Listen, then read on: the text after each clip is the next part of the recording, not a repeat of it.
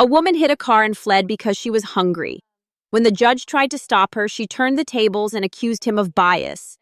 This is an explosive courtroom showdown. I'm here on Miss Gill. She's set for a bond today, and Is she in so custody? she is. Yes, Your Honor. And she has one pending felony, but she already has she's out on a bond for that one already. She just has no bond set in this case. I see bond sets. I see the FSGI is at 1,000. Yeah, Okay. I talked it to must the- have just gotten set. I don't know. Okay, is it a PR bond? No, it's a Okay. short. Okay, then if we could review it today, is that possible? Absolutely. Do Okay. you mind, Deputy Etchigoin, do you need a translator? No. Do you mind me bringing up Miss Gill? All right. Good morning, Miss Gill. Good morning, Your Honor. I wanted to bring you out because we're talking about you, and it's only fair that you get to hear what's transpiring since these are your cases. Yes, sir. I want you to know, I don't know anything about your case. All I know is that you've now, as of 3/26, yesterday, you picked up a failure to stop and give information. What happened? Or, well, hold on. You have the right to remain silent. Anything you say can or will be used against you. Okay, good. On March 25th, 2025, officers were dispatched to 15357 Wallaceville Road in Harris County, Texas, regarding an FSGI call. Upon arrival, the officer spoke with the complainant, who stated that she followed the defendant after the defendant's vehicle hit her twice and failed to stop and give information. The complainant stated that she was driving southbound on the East Sam Houston Parkway, and the defendant failed to drive in her lane and sideswiped her, causing the vehicle damage to the right side panel of the defendant's vehicle. The complainant stated that she blew her horn several times for the defendant to stop, and the defendant refused. The complainant followed for approximately 3 miles to 15242 Wallaceville Road, and the complainant and the defendant exited their vehicle, and the complainant told the defendant that she hit her vehicle and needed insurance information. The defendant then told the complainant no, and that she was getting something to eat. The defendant went inside the business, exited, and then entered her vehicle and attempted to drive away. The complainant blew her horn several times to get the defendant to stop and told her the police were coming, but the defendant ignored the complainant. The defendant then began to put her vehicle in reverse and proceed backwards, hitting the complainant's vehicle a second time. The So are complainant, you telling me that now it was intentional? the complainant moved her vehicle to avoid being hit and followed the defendant.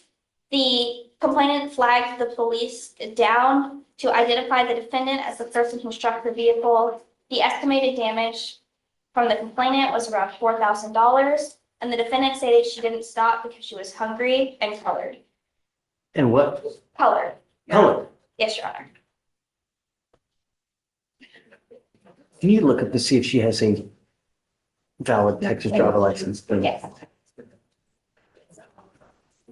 Ms. Gill, I'm going to find The judge is about to take her driving privileges, but Ms. Gill, a commercial driver, is not going down without a fight. that there is sufficient probable cause to go forward with your case. Not only are you on a felony probation for assault of a peace officer, not only are you on felony probation for injury to a child under 15, but you pick up, after both of those, an evading arrest in a motor vehicle, and now an FSGI. I am taking away your privilege to drive. You will now be signing an affidavit with me today, promising me you're not going to drive. I don't give a rat's behind what your excuse is. If I find that you drive in violation of this affidavit, I will have a contempt. I can have a contempt hearing. I can have a contempt.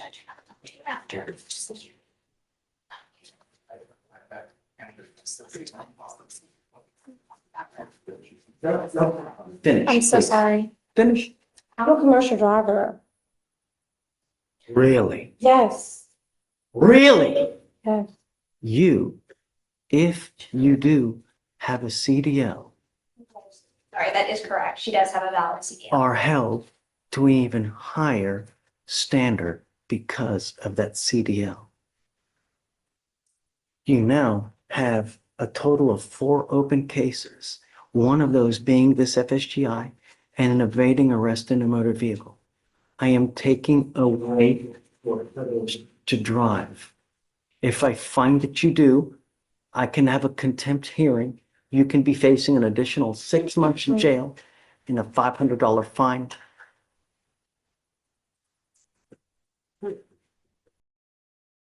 I truly am at a loss with the attitude. Okay. Truly. Okay. In this case here, not only do we have an FSGI, but it's also alleged that you backed up and hit the person intentionally. Because allegedly hungry and covered. So now, this is an affidavit, and I hope that you take it seriously. Because if you don't, there will truly be disastrous consequences. Ms. Gill, I want you to understand that I'm going to do everything in my power to protect my public at all costs. Do you understand? I understand you, Your Honor.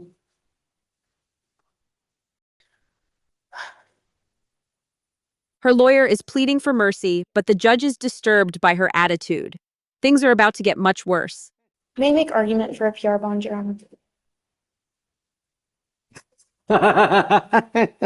She's made a bond in the felony already.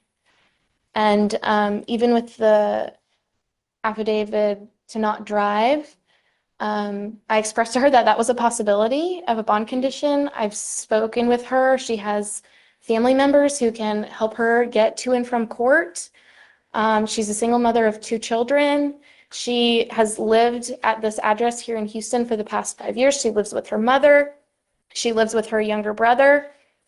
Has lived in Harris County her entire life. And she has, in these felonies, she's actually applied to be put in mental health court because during this incident and the felonies, she was unmedicated and she has a history of mental health diagnoses. And so as a client of the Harris County Public Defender's Office, we have every intention of getting her treatment for those mental health issues. But she's already made a bond in the felony, and she is willing to abide by any condition that this court will impose on her. It's down to the difference between $0 and $100.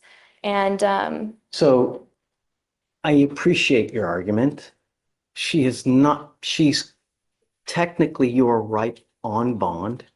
My feeling is that these felony courts probably do not know that she has now picked up this case yet. So I don't know what, if anything, they're going to do when they do discover this. I find, Ms. Goucher, right? Is that what Ms. Goucher? I really appreciate your argument going to bat for her, but I think with her demeanor, her attitude, her reckless and wanton action on the road is that you are a danger to the public, and your bond is now set at 1,000, and I'm going to raise it to 5 because I think that you really are a danger to the public, and your attitude shows us and tells me that, hey, I'm going to do what I want to do, and that's it. And that's always, I mean, really, don't say it. how many people died this weekend on the road because of the reckless and wanton actions? This is the breaking point. After being called a danger, Ms. Gill directly accuses the judge of racial bias.